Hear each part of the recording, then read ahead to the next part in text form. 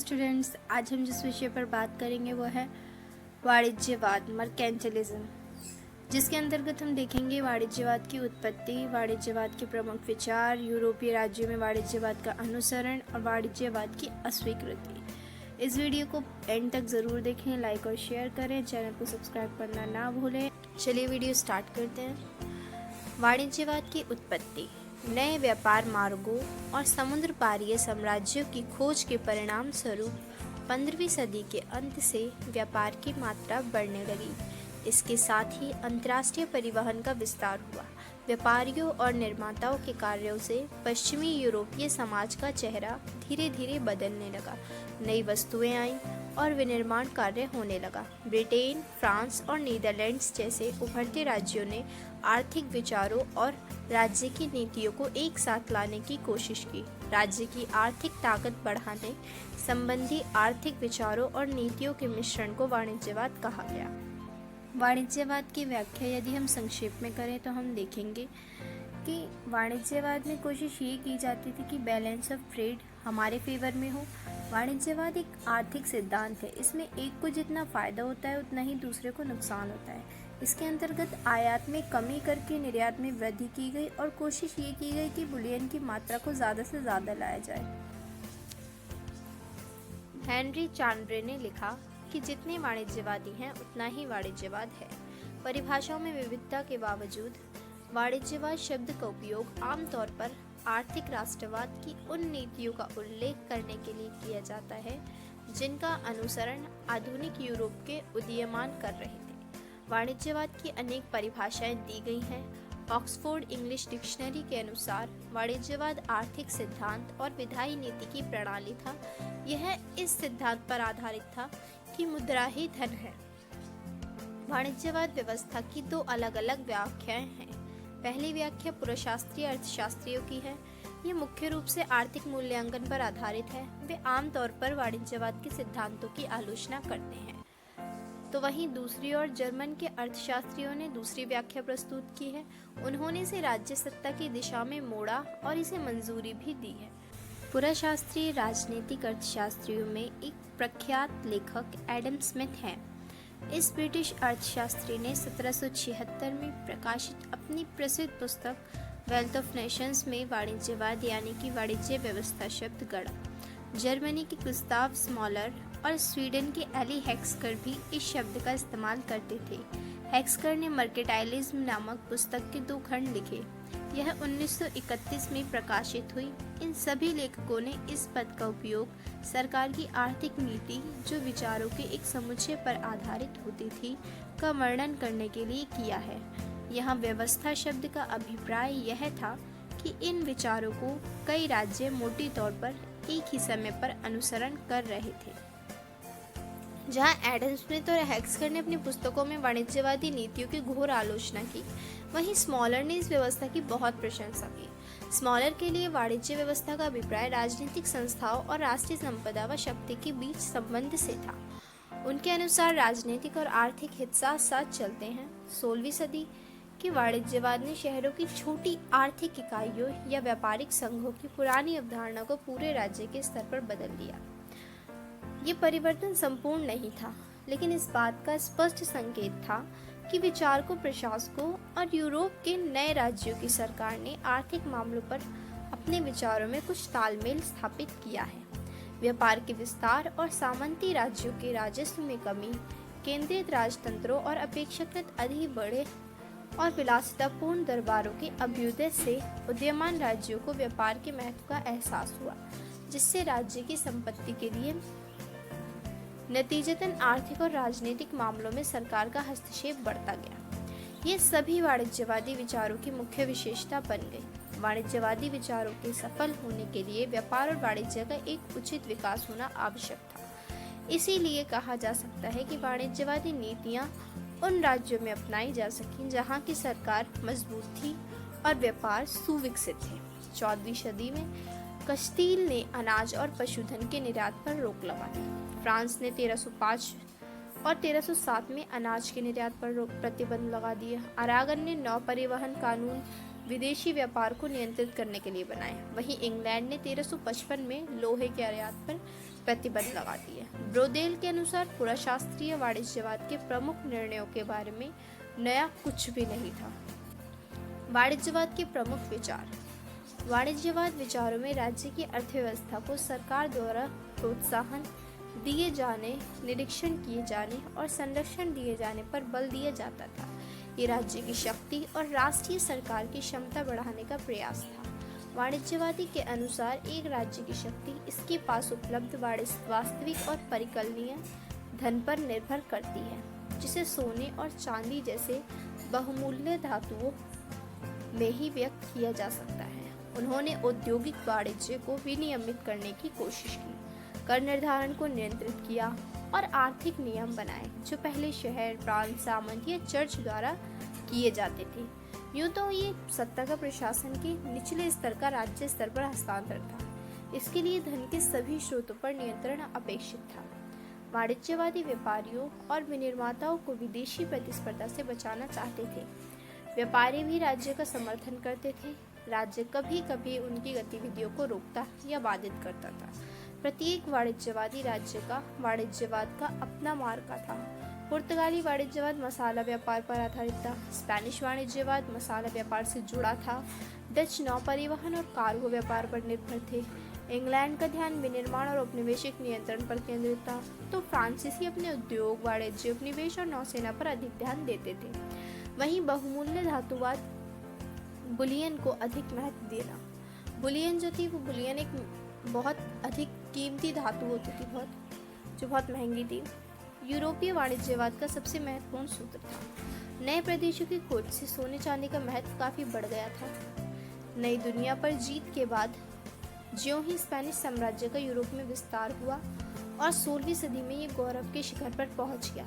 अधिकांश आर्थिक लेखक और नीति निर्माता ये मानने लगे कि स्पेन की सफलता के पीछे वास्तविक वजह बहुमूल्य धातु की उपलब्धता है। 1484 में फ्रांसीसी शिकायत पत्र में कहा गया था कि राज्य रूपी शरीर में मुद्रा का वही स्थान है जो मानव शरीर में रक्त का। इंग्लैंड से चांदी का बाहर भेजा जाना ईस्ट इंडिया कंपनी के समर्थकों और विरोधियों के बीच एक बहस का बड़ा मुद्दा बन गया।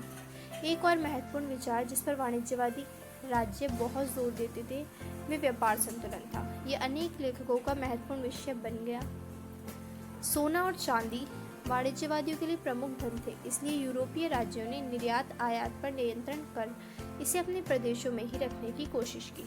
जिन देशों के पास अपने यहाँ या अपने उपनिवेशों में खाने नहीं थी, उन्होंने निर्यात बढ़ाने और आयात घटाने के विशेष उपाय किए ताकि मुद्रा का उपयोग वाणिज्य के लिए किया जा सके, और विकसित रूप में ये व्यापार संतुलन का सिद्धांत कहलाया।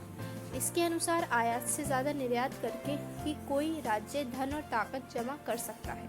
इसके परिणाम स्वरूप भुगतान संतुलन का विचार सामने आया। इसमें वस्तुओं की न केवल खरीद और ध्यान में रखा जाता था, बल्कि माल भाड़े, बीमा, शुल्क या परिवहन पर हुए व्यय को भी हिसाब में लिया जाता था।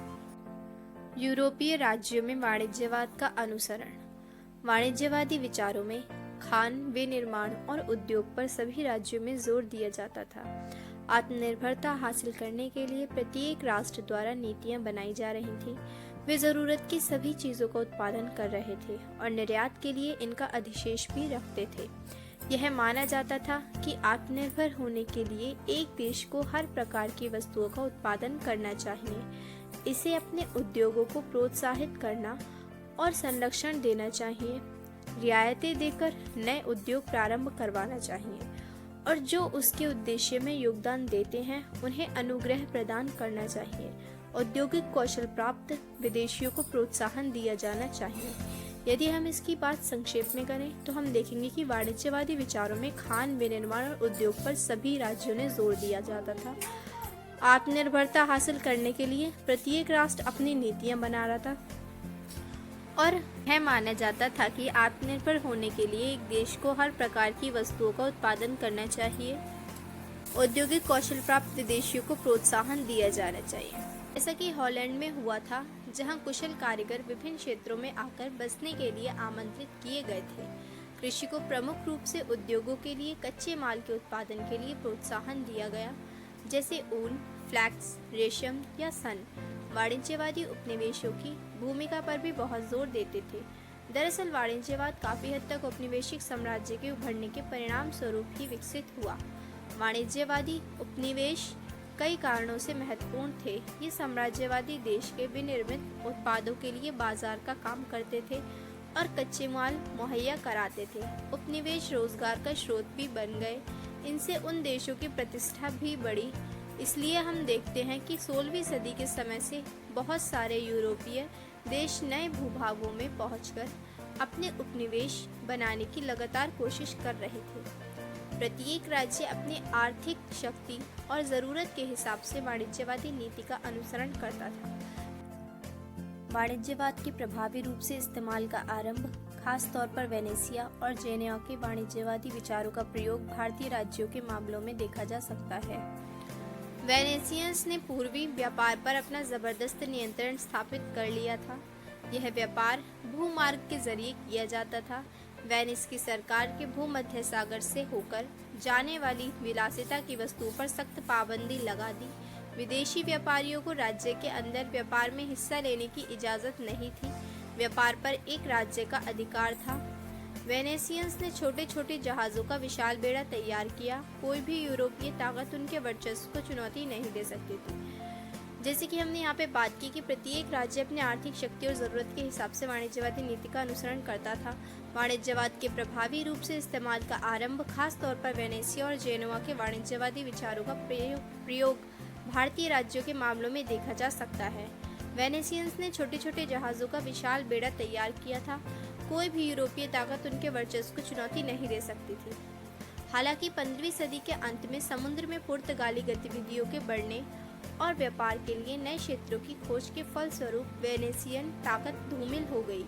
पुर्तगाल का आर्थिक हित अफ्रीका और एशिया से जुड़ा था।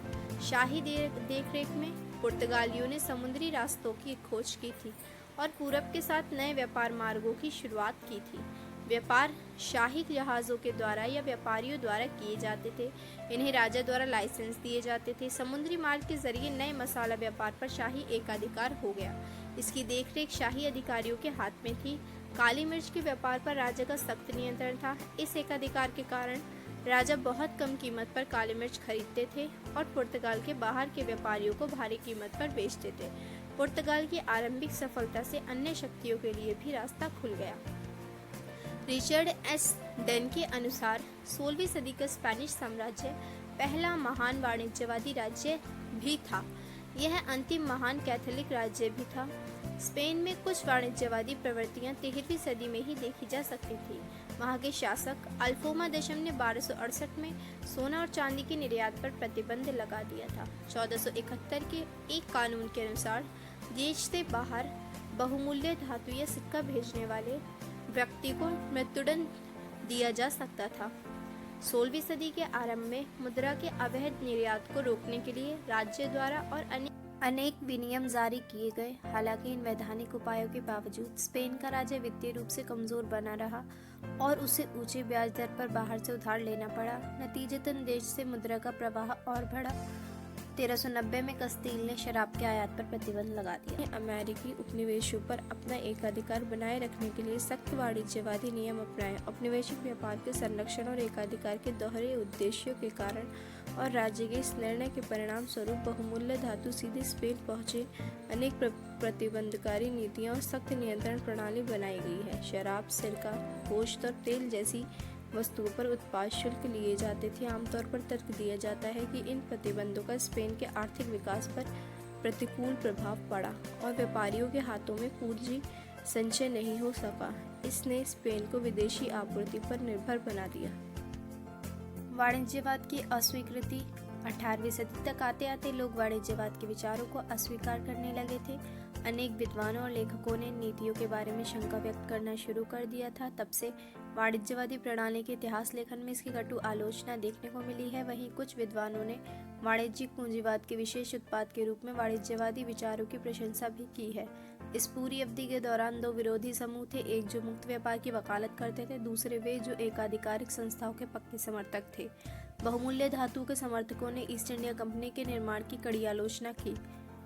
एडम स्मिथ ने वाणिज्यवादी विचारणा में कोई विलक्षणता नहीं देखा। वे मानते थे कि वाणिज्यवादी तंत्र के पीछे जो विचार है वह दिग्भ्रमित है, इसके साध्य अनुचित है, इसका प्रशासन भ्रष्ट है और इसकी उपस्थिति अप्रासंगिक है। इस प्रकार नए आर्थिक विचारों के आगे वाणिज्यवाद अपना महत्व खोने लगा।